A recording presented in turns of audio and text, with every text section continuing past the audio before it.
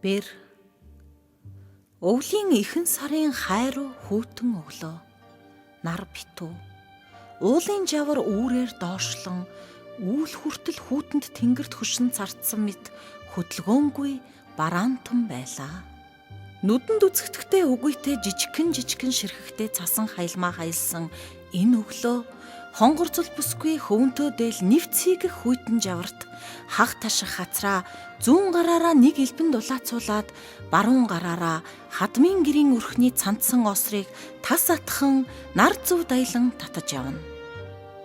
Том улаан халтар хотож нохоо жангар хүртэл пөөнисэн их ус дайхтай сүүл халуун цавиндаа хошуу шургуулan бүлээн хэвтэртэй хорогдох идэр ёсийн хүйтнэр шин өдрийг авчран өрх татдаг хүн 10 өртөө алсаас буулгасан энэ бэр бүсгүй билээ.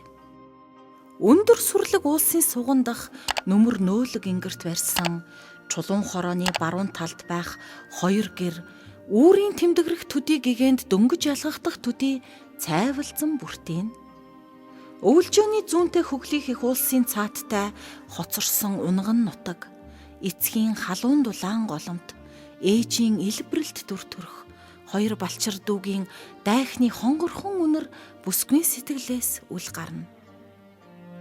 Хонгорцол бүсгүй өглөө бүр ингэж өөрийнхөө болон хадмынхаа гэрийн өрхийг татаад аргал хүрзэн хормойлон орж 2 гэрт гал асаан дулаацуулна.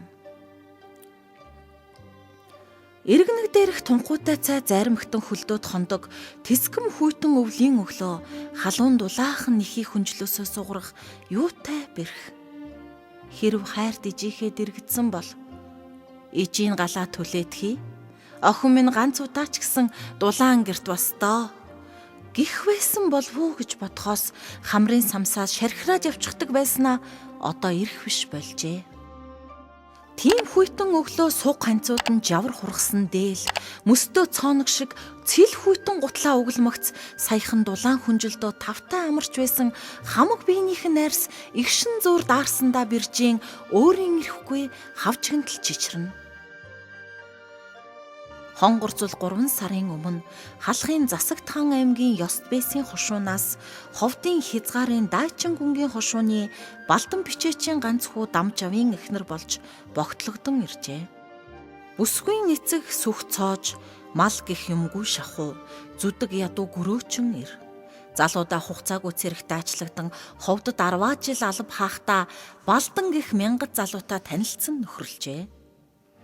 Богд хаанд төрийн үед цэргийн алба хугацаагүй байсан ч Балдангийн эцэг Жуурай 500 лам мөнгө ховдын аманд хахуул өргөж байж хүүгээ чөлөөлүүлсэн бол сүх цоож гидсний өвчин хурч хэвтэрт ороход нь бусаддаа халдвар тараахаас төвгшээсэн цэргийн хэрэг эрхэлсэн түшмэл тэрнийг гэрт нь буцаахаар болж илээ. Ингиж 20-од наснда цэрэгт дайчлагдсан ирж өлсөх цагтаа өлсөн, хаяа цадах цагтаа цадан хорвоогийн олон ч бор хоногийг цугтаа өдөж 10 жил нөхрөлсөн 2 анд эртний заншлаар бүсээ сольж бүслээд хэрв гал голомт бадраан ойролцоо насны хүү охинтой болдог юм бол заавал худ ураг бололцох, хоёулаа хөвгүүдтэй болохол анд нөхөд болохын ерөөл тавиад 2 тийш салан отсон билээ.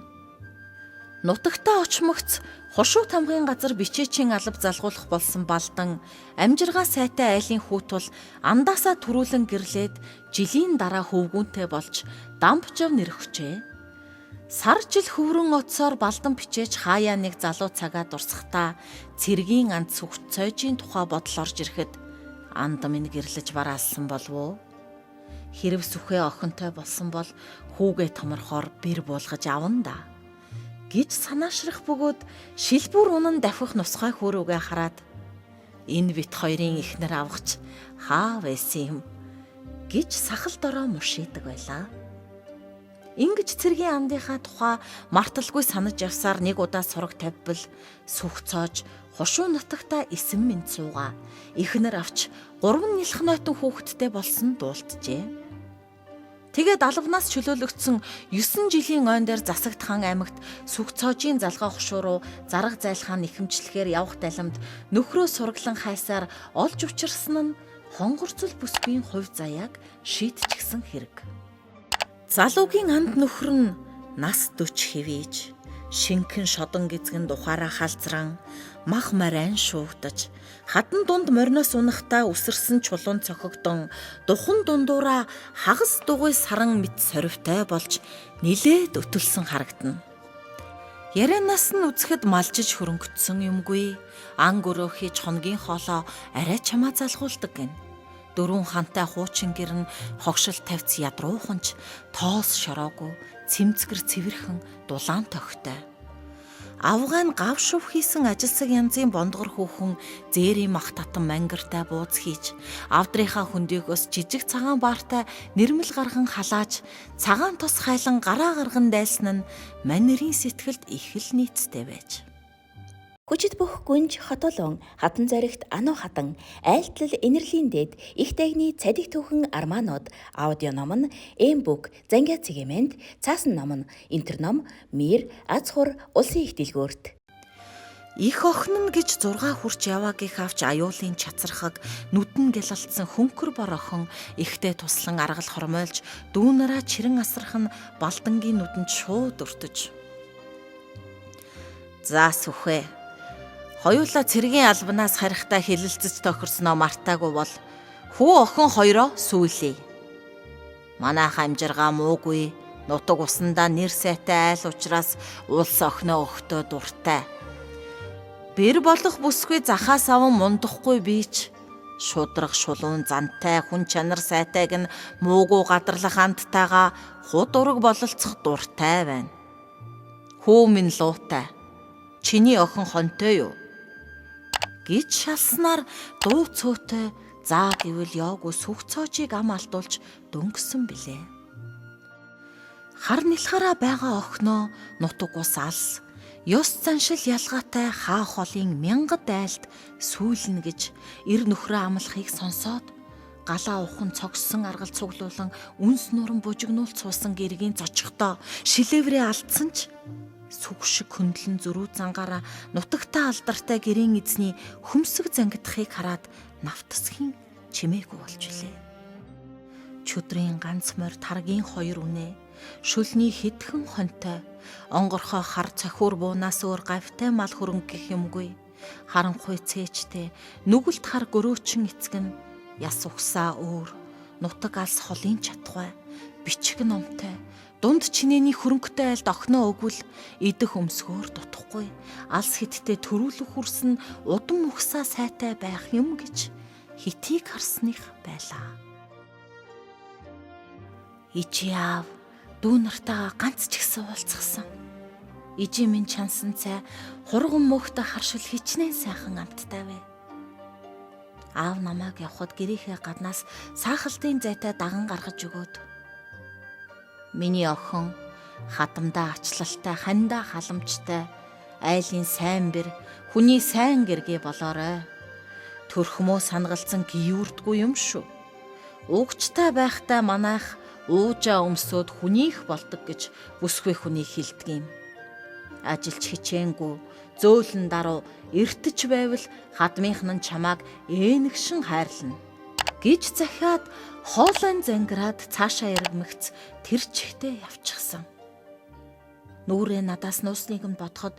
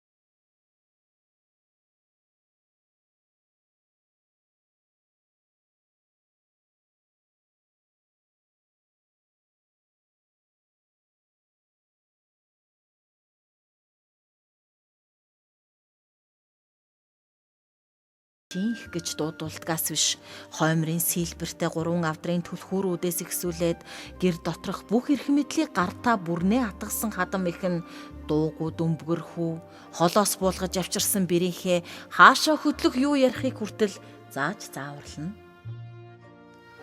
Хонгор зулыг 6-тай данх гэрт нь айлчлан эрэхтэй аман сүү тавиад бутсан балдан бичээж 10 жилийн хойно гинтл зуны ихээр цүгцойжийн хөтөлгөө морьтой ирэм майхан идэ ууц бэлэг сэлт ганцглан ирэм 2 хүн дагуулan мянгад ёсоор хадаг тавихаар буужээ. За анд минь сайн сууж байна уу? Би багш ламтантаа баранцад хадаг барьж танаа охиныг бэр буулгах эсхийг асууж оюу чулууг нь тавиуллаа. Бүсгүйхэн хонжилтэй байх нь номхон дөлгөөн үржин өсөх буянтай шинж. Манай ёсоор хүүхний тань жилминг оюу чулуу тохируулж үзэхэд болж бүтэн ивэл үлзийтэй гэж айлтлаа. Энэ 2 хүн миний эцгийн талын үеэл ахан дүүс маань. Бэр гуйхад надад хань хамжаар болж яваа юм гэж пал хийтэл хэлдэг байгаа. Гэрийн сүудэрт ээжийнхээ хуучин дайланбан тэрэлгийн хуулгаар хамгийн отхон бүсдээдүүдээ дээл хэсгэд суусан хонгор зулыг аав нь сүртэй гэгчин дуудахад зүрх нь нэг л хачин ёг хийгээд явчихсан нь тийм учиртай байж. Бүсгүйг танихгүй сүртэй олон улсаас цэрвэж дөлсөөр гэрт ороход ижийн ногоон дайланбан дээлийн хэртэй нударгаар нулимсаа арчин суух бөгөөд нэрмэлт халж царай улайсан аав нь охин минь чамайг хүүдээ авч өгөх гэж аавынх нь багын анд хадаг тавьж байна. Энэ ахтайгаа золгож ирсэн гीचтийн амрыг мэдээрээ гэжээ. Хүний урамд нөхөр болох хүнийхээ бараа зүсийг ганц ч удаа үзээгүй ч үгүй би хаашаа ч явахгүй би гэртээ үлдмээр байна гэт хэлчих толгоогүй дөнгөж 16хан настай бүрг жаахан бүсгүй чичирхийлсэн хоолоогоор ирсэн хүмүүстэй мэндэлж хадам эцэг болох гэж байгаа харь хийцийн хилэн малгай хөгчсчүүдэлтэй хүнд тухай өгөн золголоо. Нүдэндээ галтай охин байна. Дүүд минь сайн хань болох байх. Хүүхэн хоёрын бэлэг дэмбэрэл хувь заяа бүрлдэж сайхан айл болохын төлөө худ ураг холбож хадаг 50 бэлэг хүргэж явна гэж хадмыг даган ирсэн 40-од насны махлаг бор авгай хилээд зис цартай идэ боривтай арх гарган дээжийг нь галт өргөв.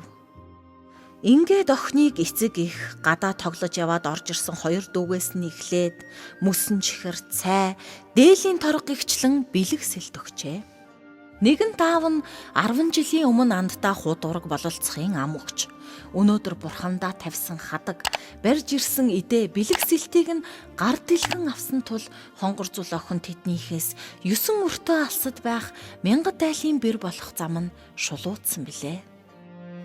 Хол нутгаас хадаг тавихаар ирээд хонон өнжин найрлсан худууд сарын дараа сүү бэлэг хүргэж ирэхдээ хүрэгнийг авчрна гэцгээгээд явхад таньж мэдэхгүй газар ганц ч удаа нүүр учраагүй хүний ихнэр яаж болно доо? Нөхөр болох хүн минь хэр царайлаг ир бол ядчил сайн хүн байгаасай да гэж бодоод тэр бодлоосоо ичин нүүр улаа хонгор зул өдөр хоногийг хурдан битгий өнгөрөөсэй гэж зүрх алтан бэмбгэнсээр дараа сартай золгожээ. Хадмын талаас сураг чимээгүй л байлаа. Бүсгүй ингээд л намайг бэр буулгахаа болчихдаг бол мөн сайхнаа гэсэн шиг гинхийн бодож байтал нэг л өдөр гинэт хөтөлгөө морьтой 2000 хар хүн бэрийн сүү хүрхэхээр явна гэсээр хүрээд иржээ. Тэдний нэг их дуутай шалхар бор хүн нь түрүүн хадаг тавихад ирсэн хүн мөн гэдгийг бүсгүй хараад л танив. Нөгөөх нь жавхайсан биетэй алаг нүдтэй нуруулаг сайхан залуу байлаа.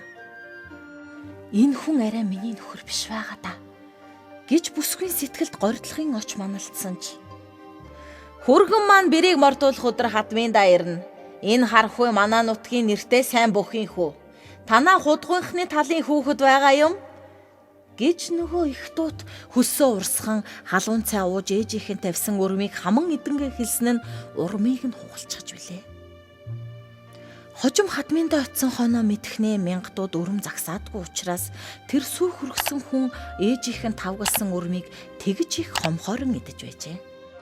Хадмын талаас ирсэн 2 хүн цайлж зуншлаг, малын тарга тэвэрэг мэтийн тухай хэв юрийн хідэн үг солиод хөгшин хар хүн нь хуучин хилэн нудрага буулган мянгад торцгоо тэргүүндээ асааж хоол айдсаад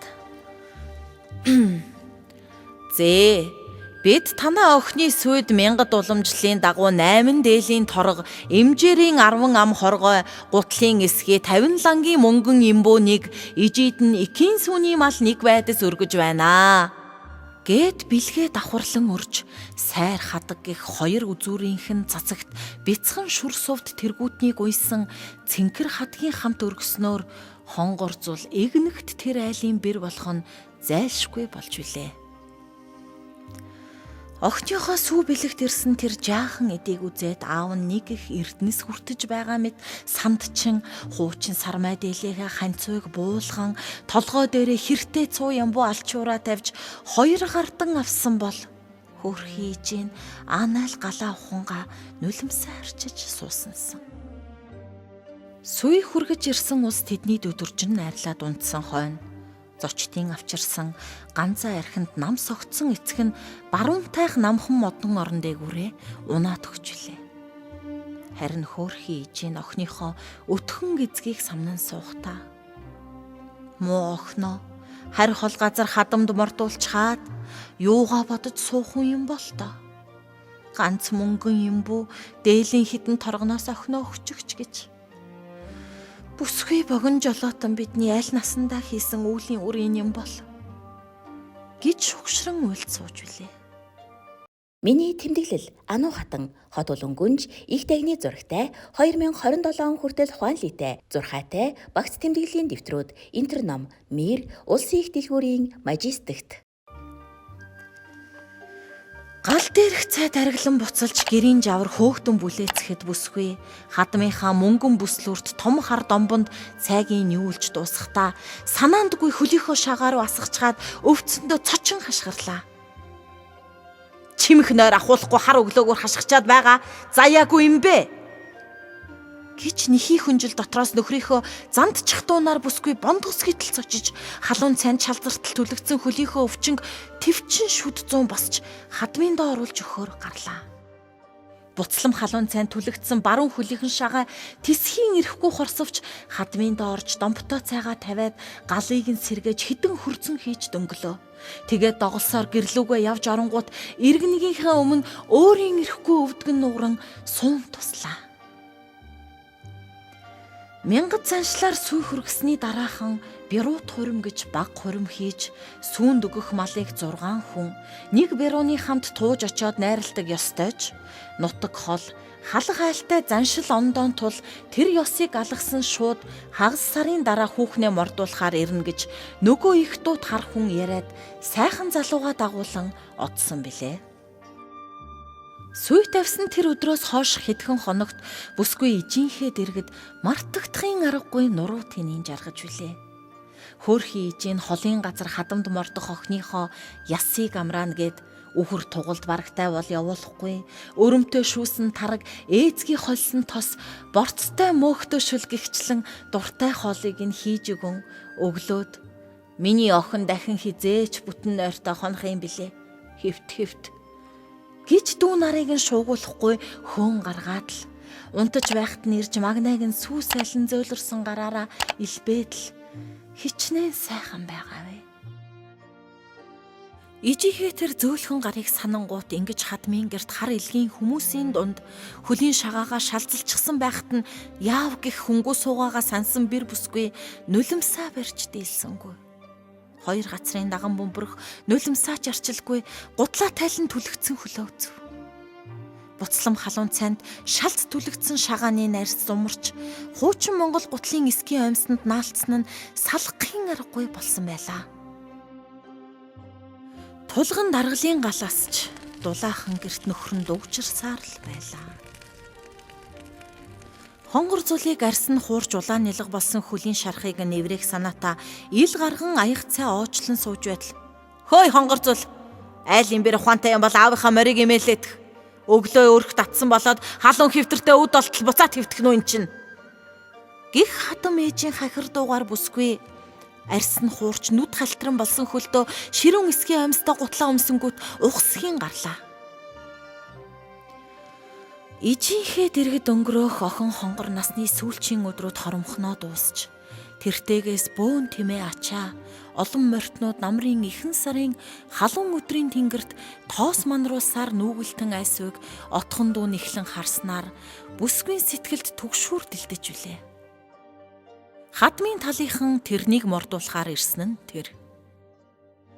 Арваад тэмээ хөтлөн баахан арх цагаан идэ хятад пүүсний маатан чихэр танзуур бов ваартай арх 5 ханат гэр ачаалан ирсэн 10 гаруй хүний түрүүнд хурдан буу үрсэн налчхар хамар өтгөн хөмсөг жижигхэн нүдтэй хавчиг цээжтэй нүдэнд хүүтэн залуу ирсэн нь бүсгүй нөхөр эцэнхий дамжаа байсан юм. Хормынхаа өдрөл тэгж анх нүүр тулан уулзсан эр нөхөр нь бүсгүй сэтгэлд огтхонч нийцсэнгүй. Мянгат заншлаар бэрийн эцгийн гадаа нүүж очин шин гэрээ барьж хавчгийн найрнаас эхлээд хідэн өдөр найрлсны эцэст хүргэн хүү хадам эцгийн галд мөргснөөр олон хоногийн тэртээ ёслол дуусч хөөрхий бүсгүй нүрийг цагаан идээр бүтээгээд сүү хүргэж ирсэн сайхан залуугийн эцэг суйлдаг сугар гих тэнхээтэй эрд дүүрүүлэн хөдлөхөд хонгорзул "Ижи аава намайг битгий явуулаач дээ. Ээжээ" гэж зүрх зүсэм дуугаар чарлан уйсаар мордож үлээ. Харин тэдний муу уяан дээр нэгэн зээрд байдс нутгийн хүмүүстэй хорогдох шиг тогтж ядан үрсээр хоцорсон нь хагас сарын өмнө бэрийн сүү бэлгэнд амлаж байсан эхийн сүүний мал нь байсан юм. Хонгорцол шагаагаа түлснээ хинт ч хэлсэнгүй. Төлөнхийн шархандаа шаналн доголсоор байгаа бүсгүй зовлонг доожо муутай атал дээрлэхүү зантай нөхрөнч гисэн хийсэн бүхнийг нь голж өдөржин хангинах хадам ихэнч хүний урманд анзаарсангүй. Нэгэнд хүний хүмүүс хөөрхий бэр бүсгүй гадаа гэртгүй л зархаа мэдэх учраас хонгорцулд шалц түлэгдсэн хөлөө арчилж тойглон эмчлэх завталж гарсангүй. Ингиж өглөө бүх хүн босч галт хүлж цай чанаж хоньны ээлжинд өдөр алгасалгүй явсаар хөөрхий бэр бүсгүй шархтай шагаа идэгхэн бүхэл уламж идээлэн хүндэрсээр нэг л өдөр шархны халуун болж халууран дэмэрч эхлэхэд л хадмынхан нь сандран уймэлтлээ.